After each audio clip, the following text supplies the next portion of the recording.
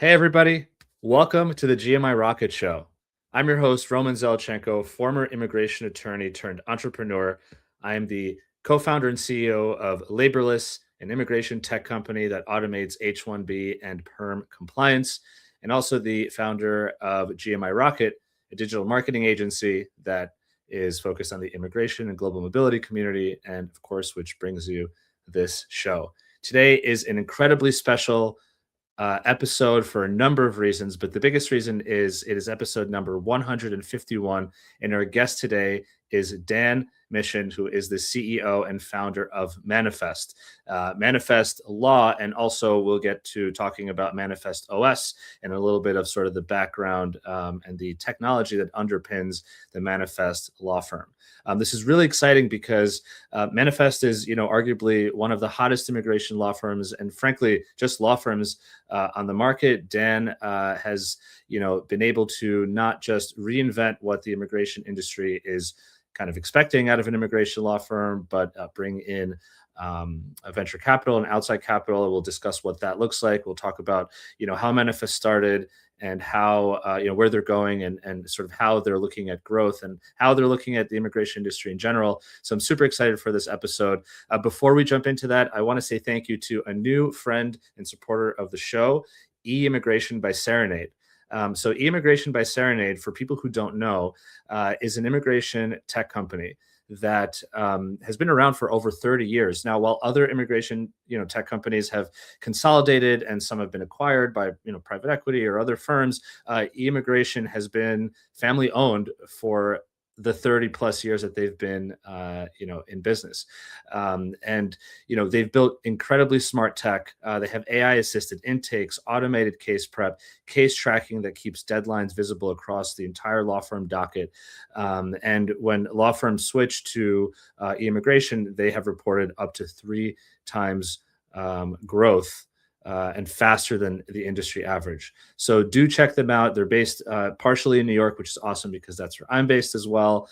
They're a wonderful team, and I know them personally.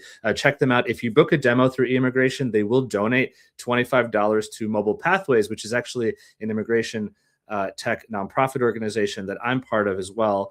So that's amazing for them. And then, of course, if you sign up with them, you will get your first month for free. So thank you, E-Immigration, for supporting the show, and I'm excited to be a partner with you. And without further ado, Dan, I'm super excited to have you as a guest. Thank you for being part of the show, and it is wonderful to see you. So good to see you, man. Long time no see. How's life? I know it's great. It's great, and it's crazy because we met a couple years ago. Although arguably we probably met in Ukraine when we were both kids. Actually, Probably. no. I I think I remember left. you from when I was 3 years old. You Yeah, were already like doing US visas for people. right, exactly. Actually, no. So I left in 1990, and Right. you were not born I, yet. I, I was born in 92, so not a lot of 92. All right, overlap damn it. right We there. we we Almost. missed each other in Ukraine. But yeah, I'm excited to talk to you. I'm excited to discuss obviously Manifest, but really also you and your story. That's what I really love about this show. I think the headlines are always made by the businesses that we build. But I think that the underpinning of the success of those businesses is the founders, and it's their motivations, their drives, their reasons. So I'm excited to have you and to talk to you about it. So before we jump into all of the really cool stuff about Manifest, the idea here is to get to know the guests. So you were born in Ukraine. You're born in Crimea, which unfortunately right now is a disputed territory. We won't get into the politics of the war. That could be another podcast because I have family in Ukraine still as well. But you grew up there. So can you talk a little bit about? I mean, this is just after the Soviet Union fell. Ukraine is kind of along with the other countries, a newly independent nation. What was it like for you? I mean, as a kid, were you kind of studying a lot? Were you running around looking for trouble and coming up with ideas? Like, what do you remember from kind of early life? It's so interesting. So I think because in early 90s the entire system that dominated that part of the world collapsed after 70 years. There was a massive vacuum, and I would say that the place was extreme levels of freedom, Mm, not a lot of law, not a lot of regulation, not a lot of water, and a lot of just it was like a wild west in so many different ways. People did whatever they wanted to do. Like the entire system collapsed after so many Hmm. years, and growing up, it was the place was just like an absolutely incredible place to grow up. It was a wonderful childhood. People imagine post-Soviet Union countries to be this like grim gray weird thing with like very Yeah. dramatic music on background coming from American movies, but it was not like that. It was Yeah. amazing. I had a lot of good friends, and we would always go and swim in the Black Sea with my parents and do some Amazing. barbecues, and it was a very happy childhood, and I was a very happy kid. I was very ambitious from very young age. I was very hungry, very curious, very driven. I started experimenting slash causing trouble since very young age. When I was 7, like I was like, hey, like I walked into my older brother's bedroom and I saw how he has basically a collection of coins, antique coins. So I was like, well, what is this thing? That looks interesting. So I started flipping through his coins collection, and then I took all his coins collection that he was collecting for whatever 5 years to the flea market and sold them for $1. And I came back home and I'm like, I made $1, like great thing. And the entire family was devastated. My brother was devastated, and everyone was like, "You're an idiot! Like, why would you have done this?" It was like that. It was also early entrepreneurial journey starting in a very young age, resulting in me launching somewhat of a real business at the age of 11. Hmm. And complete coincidence. I've shared that story a couple times already, but at the age of 11, my mom and I took all the savings that the family had growing up, and we went to Europe because my mom always wanted me to see the West, Mm. the so-called West. And we went to Germany, and I saw this incredible different world. I went to IKEA for the first time, and I was like, "What is this thing? Why do they have free little pencils sitting right Yeah. there? Like, why is something free? Like, you don't get free Mm. stuff in Ukraine. Like, this is not normal." And just seeing a very different society that operates in a very different way was very interesting and resulted in me actually launching a business as soon as I got back to Ukraine. So, the business that you launched. Let me ask you this before we jump into that. I mean, in order for you to, it sounds like, yeah, you had these ideas and you kind of went for it, which means that you had the confidence in a way. I mean, maybe you could say mischief as a kid, like a 7-year-old, but that has to stem from a place of confidence where you know that the decision that you're taking has to have some value, some merit to it. Did you, just out of curiosity, like, did you see business owners in your family or neighbors or anything like that? Maybe it was something that was just in the ethos. I'm curious where that comes from, and I partly ask this also as a child of Soviet immigrants, in a sense, because for us it was go to school, you have to study something to be an engineer or whatever the case may be, a doctor or a lawyer in case, my case. So it was like study, study, study, study. Education will be the thing that will set you free, for in a sense. Did you have that at all, or were you more kind of supported in the just freedom of like try stuff, go figure some stuff out? That's interesting. My mom is very entrepreneurial, not by nature, but uh, because of circumstances, I would say. She was a school teacher in Soviet Union, and then Soviet Union collapses, and within a matter of minutes, all the family savings are gone. Mm. My family was saving money for 20 years, and then the currency turned from a Soviet ruble that had some value and some buying power to Ukrainian hryvnia that had no buying power at that time, and the inflation skyrocketed and the whole thing. Mhm. And in order to provide, my mom just like started doing all kinds of stuff. She became a tour guide.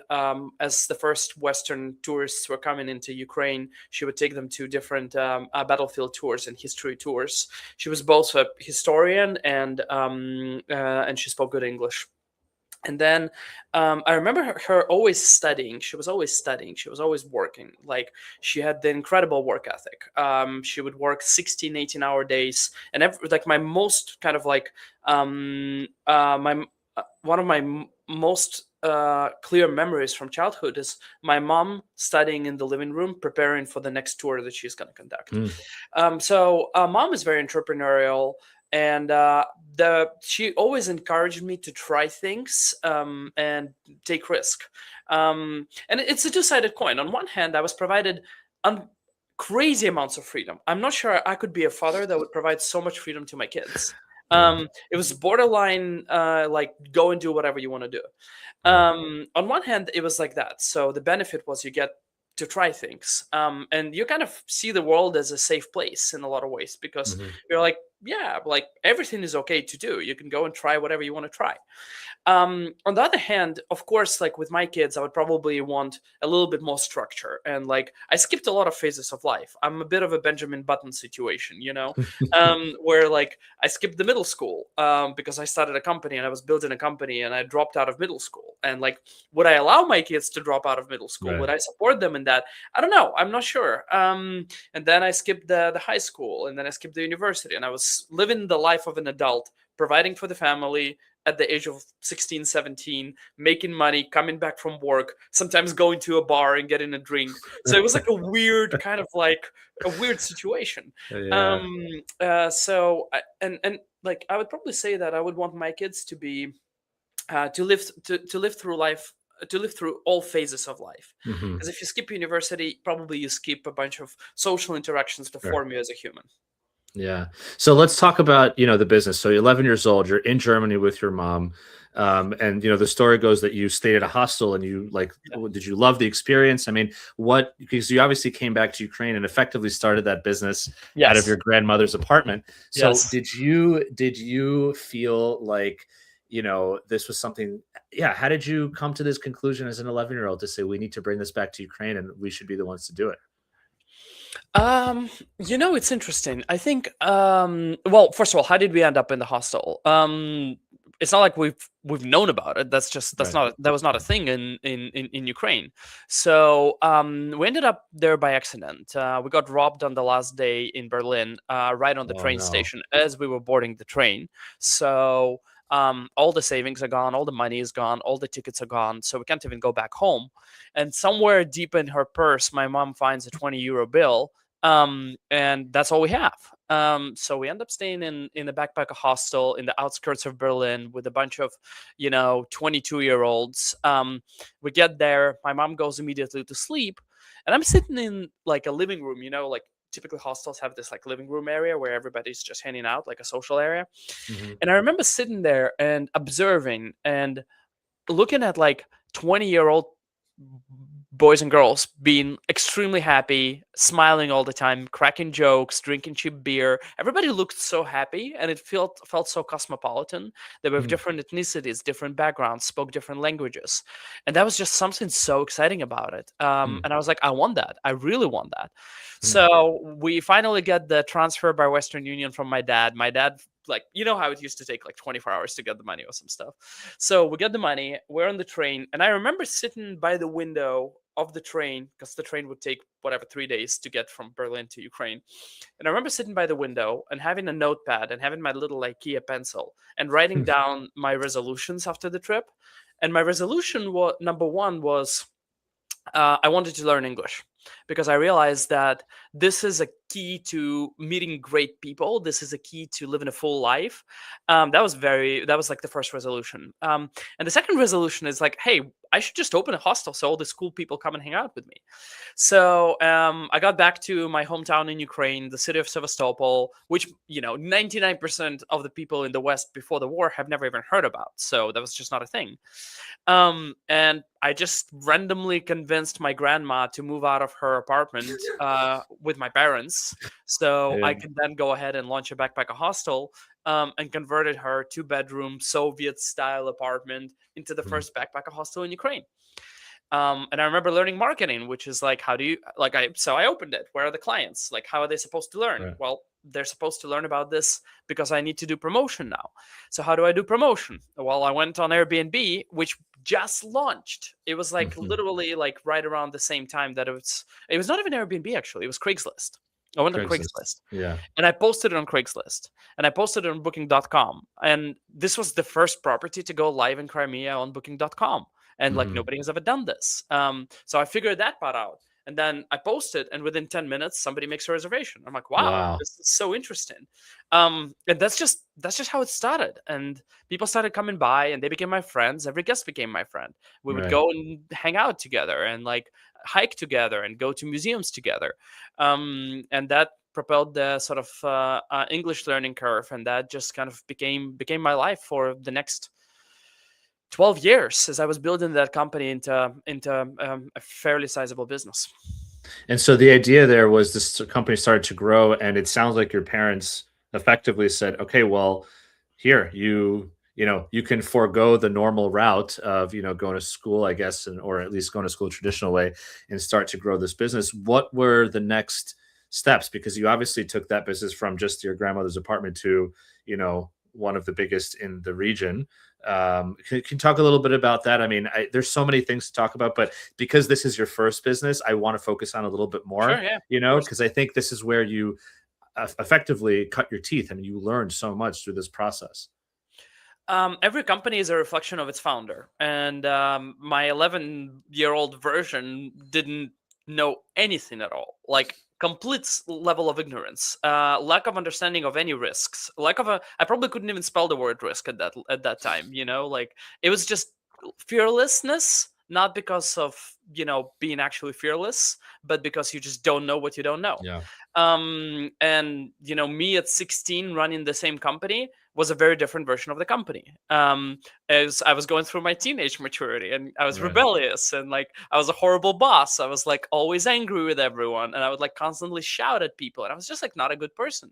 And then like at 19, raising first outside capital, and like convincing two bankers to invest $3 or $4 million into that business, taking in outside capital, um, being going to important business meetings, creating business plans, figuring out Excel, understanding how to plan, learning everything because I didn't know anything, Hmm. um, and making the first money, and then buying a yellow Porsche and being just a complete jerk, like going to nightclubs and wasting my life for a little bit and going through that phase, and then maturing and getting into a long-term relationship with my partner at 22, and like building an actual business and thinking about the business from the first principles. And it was a very operationally heavy business. Hmm. 65,000 tickets per year, 3,500 guests staying every night across 13 time zones. So many Wow. things could go wrong. Raising $100 million private equity transaction into that business, and then like being like this guy who just raised a lot of money. And it was a very it was a very volatile path. It was not a like straight to the right kind of like line. It was just it was like everything, the good, the Hmm. bad, the ugly, running out of money and sleeping in my car for 3 months because I couldn't afford anything else, in between, being close to homeless and then raising money like a week later. It was just a Right. total roller coaster. Yeah, yeah, and I mean that chaos is the. I was just talking about that the other day, yesterday actually. I think that's something that founders thrive on. I mean, I love having chaos. It hasn't been the swings haven't been quite that high for me, but at least not yet. But still the day to day is just you don't know what's going to happen, and I love that. I love that because I feel that every day is an adventure. I feel like every day is a game to win or a level to conquer or whatever you want to, however you want to look at it. So how did you end up exiting or concluding that business? Because I know obviously then you moved on to other ventures, but you're a teenager effectively or a very young adult. You've now gone through these waves, but you've built this massive business. How did you? What was the kind of closing event for that? Yeah, and just to close the loop on what you just said, and like you're going through this. All of us in the immigration world are going through this every day now because it is a roller coaster. The policy changes so fast. And I remember when I was going through my own immigration, people were like, my lawyer was like, "Hey, in this administration, this is how it Mm, works." And I was like, "What does politics have to do with like my visa?" And I literally couldn't comprehend it when I was going through mm, an O1. Um, and I understand it today so well that it is just a total roller coaster. So you are going through a roller coaster. I'm going through a roller coaster. All of us are doing this every mhm. single day. Yeah, sorry, just a slight Yeah, deviation. yeah. Yeah. So, look, I mean, the company ultimately, the hostel company, became a fairly large business. There were some acquirers who were interested, and I was extremely burned out. I didn't want to do this at all anymore. I lost appetite for life completely because I was just so exhausted after like a 10-year ride. I was extremely obese. I was living unhealthy. I was 280 pounds. I was living unhealthy. My diet was Red Bulls and Snicker bars all day, every day. And I was just not in a good place. And I was like, is there a life outside of building Mm, companies? Like, what would that look like? mm, So I had a partner in that business. That partner ran the largest restaurant chain in Russia at that time, and he was interested in acquiring my stake at the business. There were a couple other buyers, and ultimately I sold it to him, and I exited the business. And for the first, I remember that the transaction closed on December 24th, whatever year that was. And I remember my flight was on December 24th, 9 p.m., and the transaction closed at 3 p.m. And I remember the feeling of actually being free from what you built, mm, where like you like I remember sleeping without worrying at all mm. for the first time since being a teenager. And it was such an incredible feeling. Yeah. I was like, wow, like there's a whole life outside of building companies. And then a couple months later, you've enjoyed the good sleep, you caught up on it, you ate well, maybe you traveled a little bit, and then you're like, huh, okay, I feel like I'm missing something now. And Right. you miss the feeling of building. You miss the feeling of creation. You miss the feeling of creating something from nothing. We as entrepreneurs, you, me, we have ability to create something from nothing, Mhm. create value out of thin air, and that's valuable. And that's why we do what we do. Exactly. Yeah, you get antsy. I mean, I can't imagine having nothing to do. You know what I mean? Or maybe for too long. I guess like a break is something that everybody needs.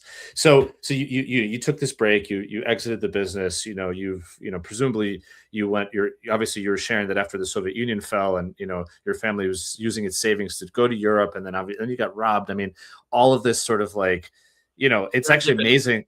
And it's amazing that your family valued exposure for you to the world, even in a moment where it sounds like they couldn't easily afford it, or maybe they Yes. couldn't really almost afford it at all. And No. so it sounds like it's incredible that you were able to do that and, effectively, not just pay them back, but hopefully pay them back in spades. And you were able to take care of, the family yourself at that point. Um, and you started to feel antsy. What was the next thing that you did when you said, you know what, I think I want to get back into building something? I knew I wanted to be in America. Mm, And the reason I knew I wanted to be in America was because growing up, America was this ultimate playground for the best in the world. And I remember falling in love with America without ever being here as a child. Well, maybe it had to do with the fact that most of the meat that we have ever had was from the American humanitarian aid. mm, So growing up, I remember this massive aluminum canisters with like beef stuck there, and it was like American. And I remember it had a like a label that said mm. American aid, and that was the meat that we ate when I was growing up in Interesting. Ukraine. That was one recollection. The second recollection was for the first time when I was like 10 or 11, I remember how American fleet came to my hometown in Sevastopol and how we had the American Marines walking in the city, wearing these beautiful white uniforms in the city. That was quite gray actually. And the thing that shocked me the most, number one thing that shocked me about them, was the fact that they had white socks. Mm. I could not believe how impractical it is to wear white socks. It just didn't make any sense. Why would Yeah. you do that? And I Yeah. was so weirdly attracted to the idea of ever, becoming so successful that I could have white socks that changed my trajectory in so many different ways. Mm, So I knew I wanted to be here since I was a kid, and I just said, why not now? I'm still young. I'm ambitious. I'm hungry. And I came to the US with an idea to start a company here. And at a later point, I got conviction that I should do this, and I started a company called June Homes in residential technology space, like real estate Mhm. technology space. And I kept building that company for 8 years before starting Manifest. The company was um, grew to a fairly large size. It was essentially a network of flexible apartments for rent Mhm. across nation, powered by technology with dynamic pricing and dynamic distribution. So I want to ask you about that because if you think about it, I mean, I don't know if you did this consciously or subconsciously. Your first business was a hostel, effectively, right? Business, and then eventually, let's call it in the hospitality space, Right. right? But it was providing a home for people at a very temporary clip. Yes. Your second business is very much in the same industry, slightly different. Did you think about that consciously and say, okay, what do I know well, and what other problem do I want to solve in this industry? Or did it just sort of come to you without you making those connections with your prior business, your prior network, et cetera? A little bit of both. My standard recipe for starting a company, and at this point it's kind of standardized Yeah. of when I start a company, is when I cannot stop thinking about it for an extended period of time. That's the Mm. signal that like I need to do this. And I came to the US and I tried to rent my first apartment. And I remember touring apartments in New York City, and you live in New York, you know how brutal it is, like on the real estate side. And I remember how like every single broker was rejecting me. And I was like, what the hell? Like I'm already sort of somewhat successful, and like I had some level of like money in the bank, and I couldn't believe how small I felt trying to rent an Mm. apartment in New York. And I was like, why? Like, what is this? Why is it so hard? And I realized that there is a whole population of millions and millions of people who don't have US credit score, who are trying to rent apartments here, and that they need to be serviced somehow, and that there is a whole market here. So that was the entry point, part one. And part two, I was like, I'm already moving to a new country. I don't really know anyone. I knew one Right. person here when I moved, literally one person. And I came here with no network. Nobody knew me. Nobody cared about me. And I was like, okay, how do I reduce the number of unknowns? At least I can be in the same industry somewhat. Yeah. It's interesting because, well, I'm lucky because after law school, I lived in DC as an attorney, and then I moved home and literally lived at home. So believe it or not, I never had to deal with them. And I've actually also never lived in Manhattan. I've only lived in Brooklyn and Queens, which I used to take pride in, and now I kind of wish I lived at least for maybe I still will at some point in the city. Well, Um, what makes you say that? I don't know. There's just more happening. I mean, there's no Uh-huh. question about it that there's much more. Yeah, I walk outside and I say hi to the older folks I Yeah. love that in my neighborhood. Yeah. But that's on a regular day when I get to feel like I live in a neighborhood. But on days where I want to go out or an evening or something, Yeah. I got to get on the train. And so sometimes it's nice to Right. or a cab or an Uber. I want to But move to Queens. Do you want to trade apartments? let's trade. We'll do. I think we both have some exposed brick in our apartment, so We definitely do. it'll feel Definitely do. good. So yeah, I love that, and I think the idea of leveraging your skills and your professional network, because I imagine that you had people who knew about this industry, even if it's not in America, because you didn't know people in America, you must have Right. known somebody in some other space. And the reason I ask this is because look, this show was started for me. This show was something I couldn't stop thinking about because I kept listening to other podcasts that never touched on immigration, because why would they? It's not an industry that Right. was quote unquote sexy. Right. But we had so many incredible entrepreneurs, and I felt that people in our industry, global mobility more broadly, if they're building something, they should have at least some access to knowledge and wisdom from other people who have done it before them. So, and I couldn't stop thinking about it. And obviously during COVID, when everyone was at home, I said, you know what, let's do it. Much less capital intensive to start a podcast than a whole company, but conceptually, it's sort of the same. So you started June Homes, and June Homes effectively was what, like short-term rentals for professional travelers, or for anybody who, wants to come and like live in New York or anywhere eventually around the country as a regular person. Yeah. I'll take that. I'll answer that in a second. But do you know what's interesting? So You started the podcast because you wanted to service this community, right? You were like driven by the idea of like, I want to help this community because I'm a part of this community, and like I want to do some sort of service for them. And I think this is actually the single best motivation to do anything in life. Just servicing other people gives you like a fundamental level of fulfillment.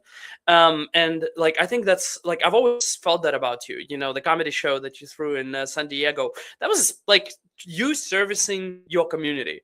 And for me, this evolved into that as well. Initially I started the company because I had motivation to like June Homes started because I had my own pain point, and then I wanted to service the community of people like Manifest started because I had a pain point going through immigration, and I wanted to service the community of people through immigration. I was thinking more about individuals at that time, less so about the corporate mobility managers. But after meeting a couple of, I don't know, 3, 4, 500 people who actually do the work and support for professionals from inside the company, my observations were that this is some of the kindest people I've ever met in my life. Hmm. They have big hearts, and a lot of them do this not because of the monetary value or because it's the single highest paid job, but because they actually get fulfillment from helping people to go through the process. Hmm. And that's what I love about this market, and that's why I'm like so anti private equity entering this market, because I don't want the soul to leave this market. It's too sacred, you know what I mean? It's too sacred for lawyers, it's too sacred for mobility managers. That's why I think it's very important that only people that have the right heart are doing this for the right reasons.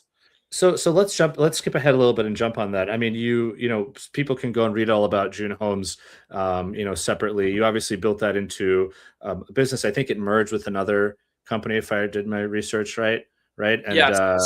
Sorry. Happy to give it no, TLDR. I no, know I got deviated. I was just curious. I just remembered the comedy show in San yeah. Diego, and I was just like, I just wanted to say this because like Yeah, no, that was really no. cool. It's not a problem. Let's like if you want to give the TLDR on June Holmes, just so that people who are watching and listening can know, Definitely. and then yeah. The TLDR is basically the company was providing a flexible. The company could take any apartment in any major city and allow anyone to rent that apartment with any credit score, with any budget, on flexible leases, anywhere between 1 to 12 months. Mostly operating in the budget segment and mostly targeting individuals versus companies. At its peak, we had about 3,500 units and about $1.5 billion of real estate that we operated nationally. 250 employees, really good business. Just as operational complex as hostels. And ultimately, I stepped down. But at some point, I was like, that's not where my heart is anymore. And I transitioned away from the CEO role. A wonderful guy who was my chief of staff, who was then COO, stepped in and ran the company for 2 years, and then we sold the company and we merged it with another business in the space. And to combine the combined entity is the largest flexible living company I think actually might be in the world at this point, Amazing. with thousands and thousands of apartments in the US. And a question, because I think this will be a nice way to transition into the manifest, story. During this time, while you were growing June Homes, running June Homes, working on, partnerships, etc., you were going through your own immigration process, right? Was Individually. yeah. And you were also hiring foreign nationals for Yes. June Homes. So Yes. can you talk a little bit about first your journey? Like what was your experience? We don't have to go too deep into it, but what was your sort of, your feelings around the immigration process? And then maybe separately, if you can comment on the flip side when you were a petitioner for other foreign nationals coming into work in the US. Yeah. Well, my own experience was I started with an O1 and then I got into an EB1 and then became a citizen.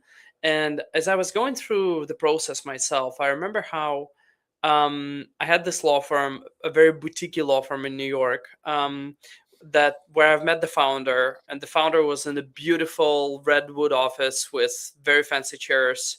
And the founder sold me so well, and I was so excited to get going.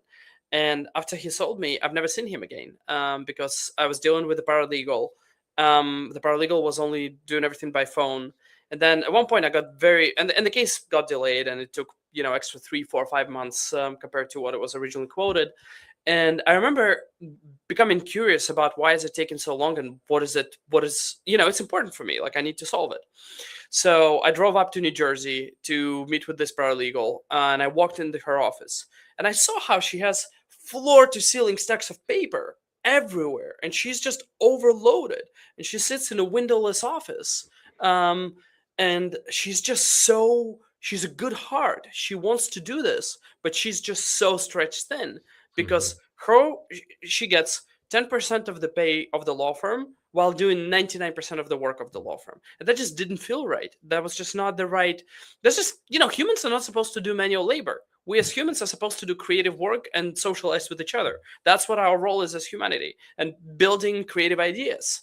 If somebody's filling the same form over and over and over and over again every single day from morning till deep night, that's not right. That's not how humanity should operate. And that was the first data point. The second data point was we were using large law firms, some of the largest law firms in the immigration space, and we lost so many candidates because things were just taking way too long.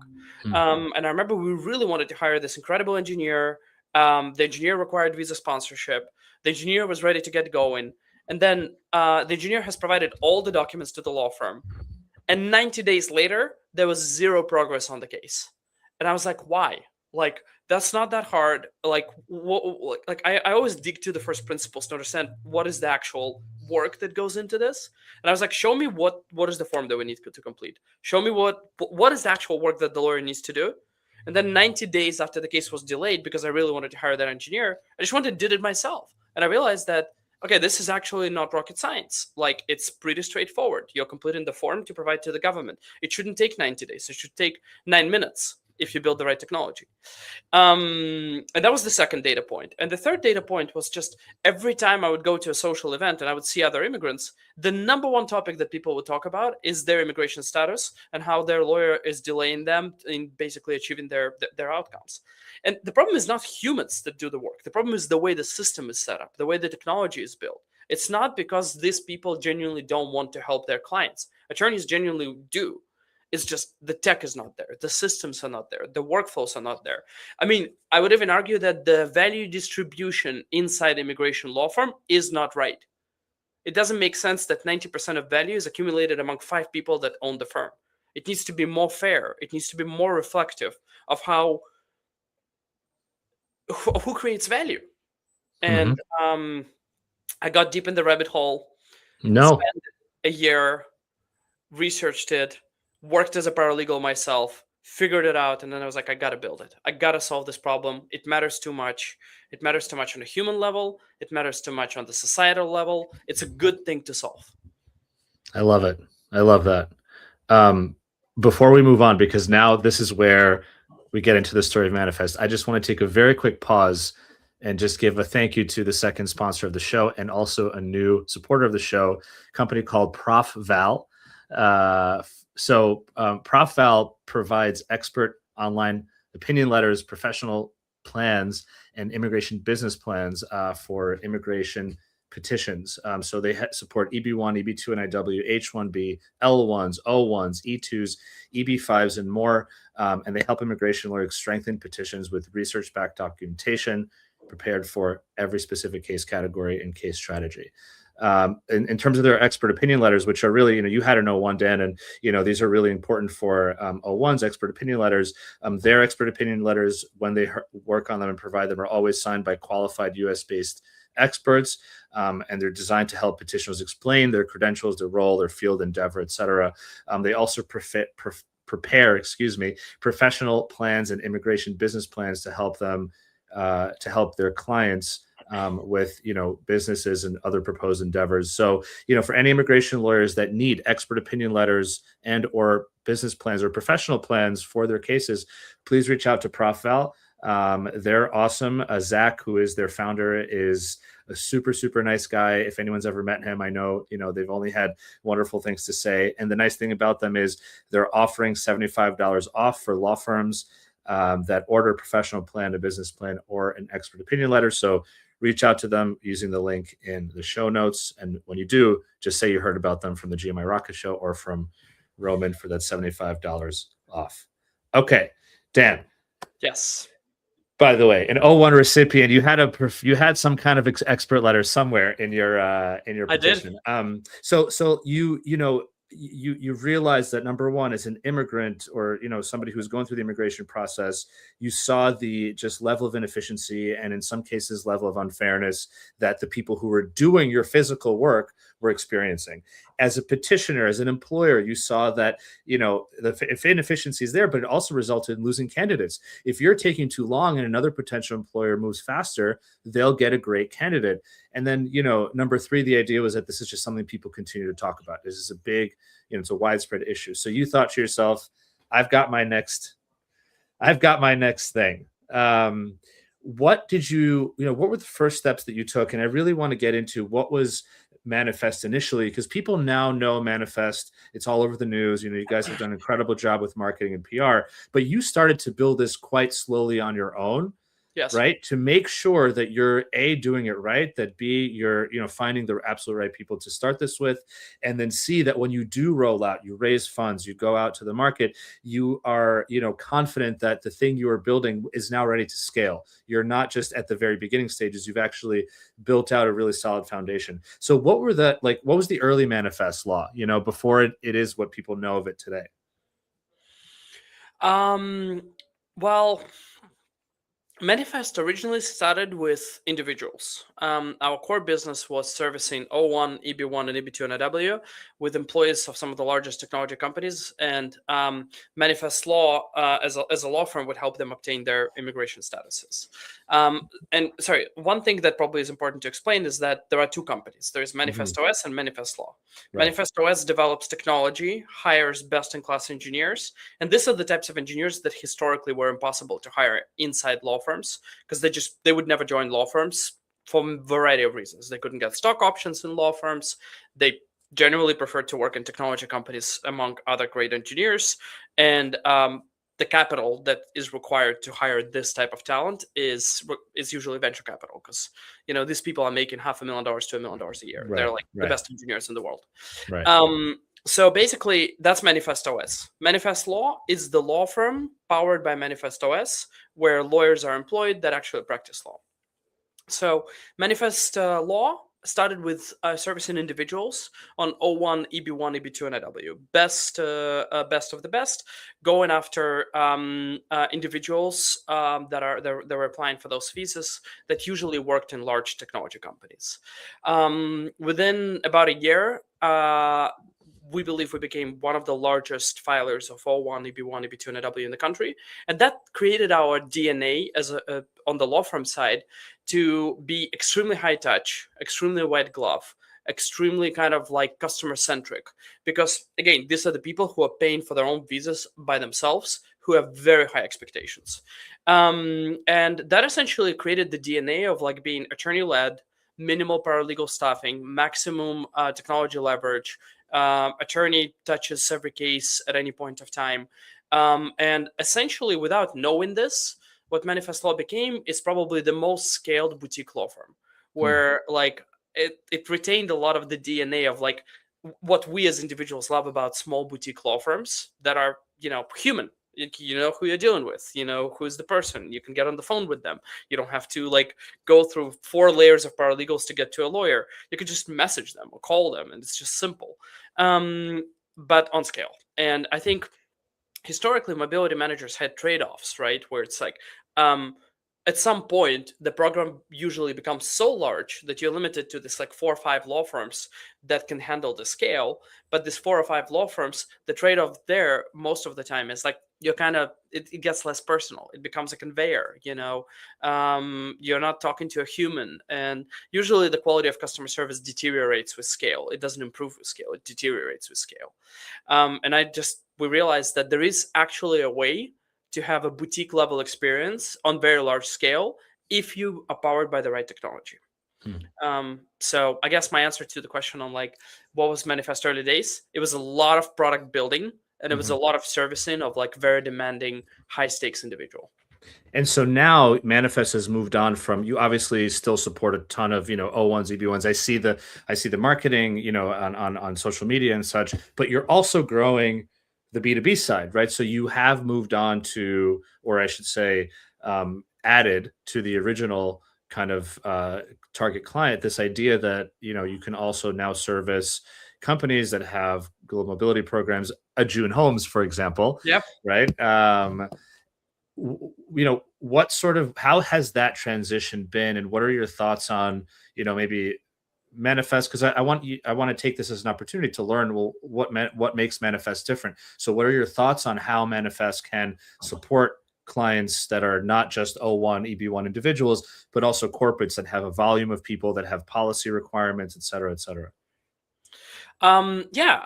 So today, Manifest Law supports 250 plus corporate immigration programs, ranging from one foreign national to 1,000 foreign nationals, and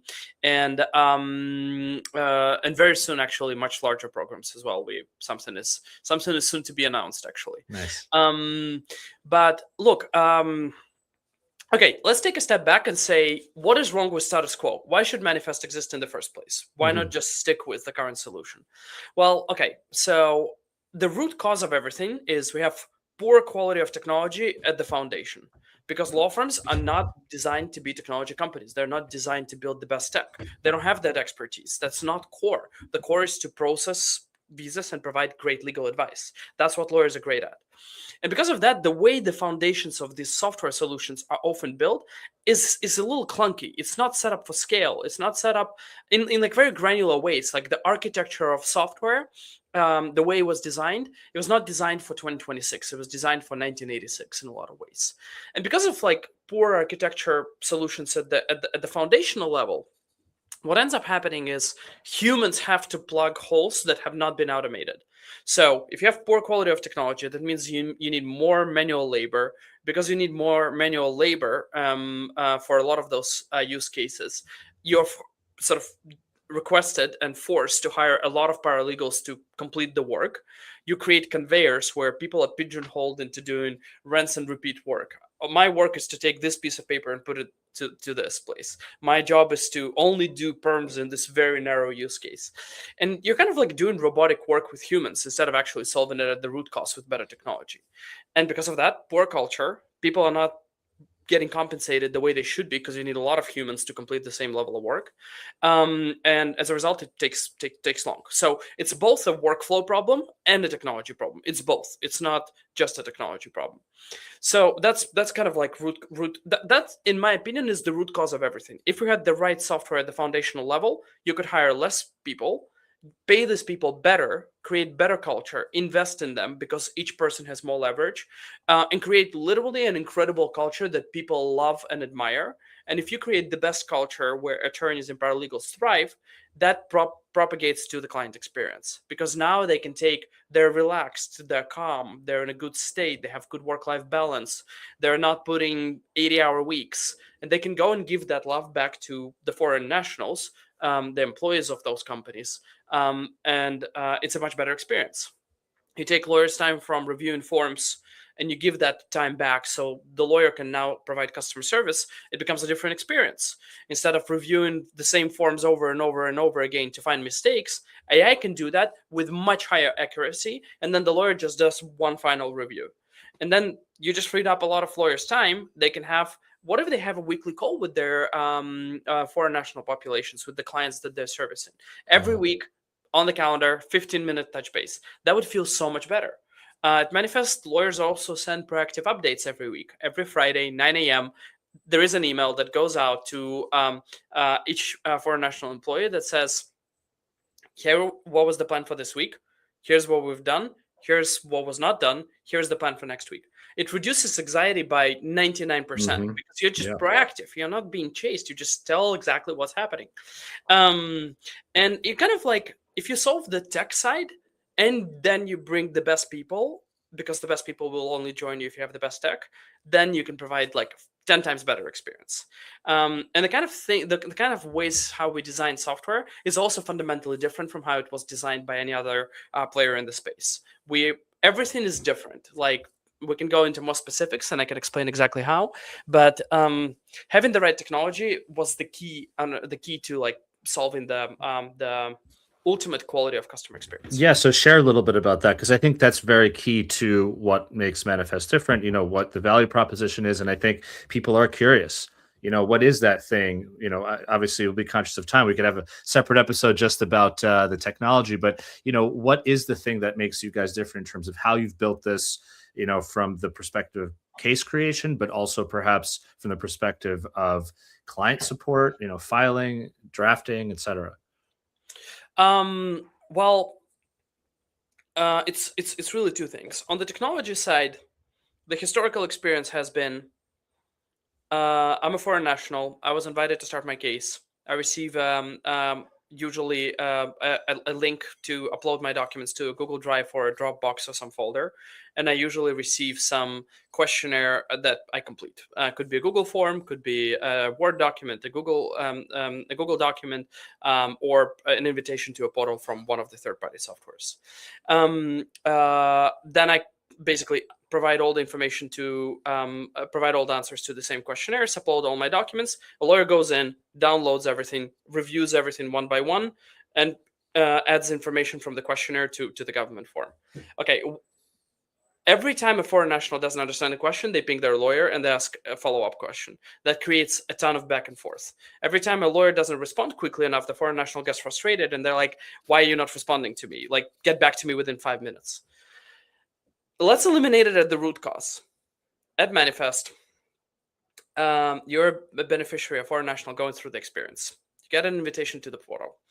You have a place that we call a shoebox. You drag and drop all the documents that you think are relevant for your case.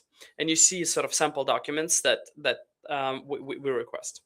For each document, you communicate with an AI agent that educates you and says, if it's a birth certificate and it's in another language, provide us a certified translation. Don't know where to get certified translation? Here's 15 different vendors from public sources that you could go to. And you streamline and explain with examples in real time through the agentic AI of exactly what you need from a foreign national to complete their case. And the foreign national can drag and drop things. They can go take their phone, take a bunch of photos, and just send it into the portal. And everything is very illustrative and easy to understand. And you just submit information. Once you've completed that, you click one button. All the information from every single document is automatically extracted. If it was a passport, a birth certificate, a pay stub, an employment agreement, and something else, everything is extracted and automatically pre-populated in the AI canonical knowledge graph. So all the fields are deduplicated, source of truth is validated. And then as a foreign national, I see all of the information that's relevant for my case extracted on one screen within 20 to 30 seconds. And I just confirm it. Pum, pum, pum, pum, pum, pum, pum. Whatever, and you see the AI confidence score, 80, 90, 100%, whatever that is. Once I confirmed it, all the information is automatically, that's it. I'm done as a foreign national. I log out from my portal, put it aside. Lawyer logs in, and the lawyer already sees pre-drafted cover letters, fully built out packets, completed questionnaires, completed government forms. Every single thing is already in one place. All the information is clean. All the information is validated. All the personally identifiable information is mapped to the right place. Any conflicts are automatically flagged for attorney to review. Every time there is an inconsistency between data, a lawyer has a yellow highlighted field that they just confirm that this is correct. Mm-hmm. This is the process that used to take weeks of back and forth because clients would be confused about what does this mean? What's an A number? What's this number? What is the difference between I-797 approval date and the visa stamp date? Why do you need both? People get confused about that stuff. We've eliminated a lot of that work. So for a lawyer, our dream, 5-minute H-1B. It sounds like it's both attractive for the foreign national and the company, but also an attorney. I mean, I know you guys have been hiring. I'm just thinking if, back when I was an attorney, if you told me that I could work at a place like this versus, maybe where I worked, that was, sure, we were using technology at the time and it's not like it was all paper-based, but I'll tell you, the reason I started Laborless was because of all the freaking folders that were sitting, and in some cases you can't get around government requirements, right? I mean, it is what it is. But you want to digitize as much as possible within the bounds of what's legally allowable, right? So, I again, to be conscious of time here, Yeah. what's the future for you in terms of Manifest? Obviously, you guys are growing. You've been hiring. You've been expanding in terms of now not just doing foreign nationals individually, but also working with corporates. What do you see as the future? Is it more growth? Is it I don't know. Yeah. What are your thoughts on like the next, let's say, 1 to 3 years? I think the North Star is 100 times better experience for mobility managers, sponsored employees, and attorneys. Um, Dollars and growth and number of accounts and all of that. That's an output, not an input. That's something that just follows if you're doing the right thing. So I'm, as you can see, like I go deep in the weeds because like sorry, I couldn't help myself. I just Yeah. went immediately into like product. But like that's just how we go. We're maniacal about like how can we eliminate unnecessary work? How can we eliminate unnecessary stress? How can we bring clarity to compliance, to foreign national tracking, to reporting, to integrations, to all of those things? And by the way, we work with Laborless, and you guys are a very important part of our tech stack, and we're very excited to scale together. And reality is like that's the kind of thing that I care about. I care about doing my life's best work. That's what I really care about. And then if we end up staying at the current scale and nobody ever chooses Manifest as their provider, so be it. I'm still okay with it. And if we become the biggest single law firm in the world, great. But it's not the goal. The goal is just let's build an awesome experience for all the people involved and just make it delightful at every step, at every button, at every click, at every document. Why not send an awesome package with a cool hoodie and something else when the person gets approved? Why not Yeah. celebrate it? Like that's what I want. Yeah, it's funny. When I was practicing, I told my firm at the time, I said, when we send a 797 approval notice, let's send them some stuff with it so that not only Exactly. are they happy, but they also, it helps them brand. And I was thinking on a smaller budget. I said, let's send them stickers because if they're engineers, they'll put the stickers on their laptop. And then when they're Totally. working, someone's going to say, hey, I need immigration help, but they, the firm didn't. But even if even if it brings zero new clients, who Right. cares? You just did a Yeah. fun thing that just makes it Correct. awesome. Like Yeah. we started this Extraordinary Ability Club, which is a club where we have 6,000 foreign nationals that help each other to build up their O1, EB1, and EB2 and IW cases and exchange ideas about different types of evidence. We made $0 on it. That Hmm. was never an objective. We just wanted to do a cool thing for the community and see what happens. We started 4 months ago. There was one person. Today there is 6,000 people. We did the Insane. same thing for mobility managers. We started Mission by Manifest, a Yeah. community. The whole purpose was mobility managers meet one time per year at a conference. That's not right. Let's create a community where they can talk to each other whenever they want. And we built it, and now it has 100 plus members. So it's life is not. I don't want to think about life in a transactional fashion. I just want to Yeah. do cool stuff. Totally agree. I want to ask you one last question before I let you jump. Um, what do you want people, again, there's a number of people who can be interested in this, whether it's an individual who needs immigration help, whether it's a company who might want to explore working with you, whether it's somebody who wants to get hired, by you if they're looking for a role. What do you want people to leave with, from this conversation, and where can people sort of find you and the company to reach out? The company is called Manifest Law. That's the law firm side. If you're an engineer, go to Manifest OS. We're constantly hiring for the best engineers in New York City, especially if you're an AI engineer and you can do great evals. Come work for us. If you're in the immigration space, Manifest Law is constantly looking for new talent. We like to work with people that want to change this market. We like to work with people that are unsatisfied about the status quo. We don't like to work with people that are driven by money and mercenary reasons. We like people who are, you know, who are doing this from the right reasons and from the right motivation. And this company has a heart, and this company chooses very irrational decisions very frequently that look like stupid from the outside, but we're doing it because we just want to do good work for the community. And if you feel that way, we're hiring mobility managers in house. We're hiring incredible attorneys in house, and we just want to work with cool people and do cool stuff. That's really it. Love it. Dan, thank you so much. We probably could have gone another hour, but it's a Friday afternoon. We do have to get back. We have to let you get back to work. Super appreciate you coming on the show and sharing your story.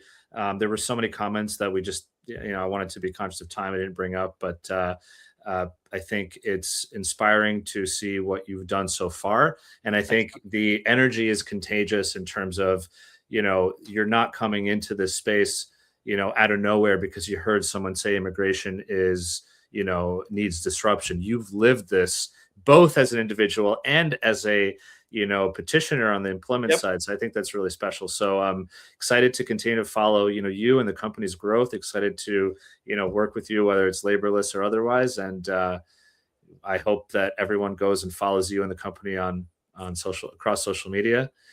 And we maybe we'll have you back on the show at some point to talk about all the new cool stuff that comes up. So Would love appreciate to. you, man, and thank you. Best of Absolutely. luck. Thank you so much, brother. Honestly, and just thank you for everything that you're doing for this market. You're a very important person for this Thank you. industry, and I really appreciate everything that you do. I try my best. I appreciate that. Thank you. All right, it's good seeing you. Talk to you soon. Bye. What an amazing conversation. We had so many comments that I didn't have a chance to bring up, but just to bring them up here, we had a LinkedIn user. I couldn't see some of the names here because there were um, I think it's privacy settings on people's accounts. Exciting chat, a revolutionary product in the making. Someone else said, so inspiring. Enrique says, what a great story. We have some claps. We have someone says, organized chaos is the name of the global mobility game. I totally agree here. Jeff Joseph, who is also recently at Manifest, says, thanks for your leadership and for amplifying these important messages. Thank you, Jeff. We have Bruna saying, immigrants know how difficult and frustrating the U.S. process can be. It's important to have leaders that have gone through the experience. I totally agree. We have Melissa saying, fantastic episode. Ferzine talking about one of the biggest adjustments is realizing the credit history is important. Financial success. So, there's even more challenges, once you move to the US, what are the other issues that you experience? So thank you all so much. I do want to say a massive thank you once again to e-immigration for supporting the show, again, as the main sponsor of this episode. Again, we've talked today about how important it is to have people and humans who actually care about the work supporting you. E-immigration has been a family-based business and family-run, and still is, for over 30 years. When you call them, you actually talk to a real person who, can help you as an immigration law firm. So they have smart tech, AI-assisted intakes, automated case tracking and form preparation, and it keeps all of your deadlines visible across your entire docket. And as I mentioned earlier, the firms that use them grow 3 times faster than the industry average. So please check them out at eimmigration.com. If you visit eimmigration.com/GMI and you book a demo, first of all, they donate $25 to Mobile Pathways, which is an amazing nonprofit in the industry that I'm a part of.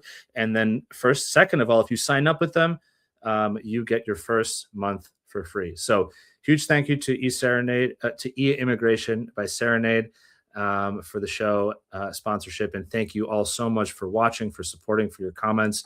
Have a great and wonderful weekend. Be safe and peace out.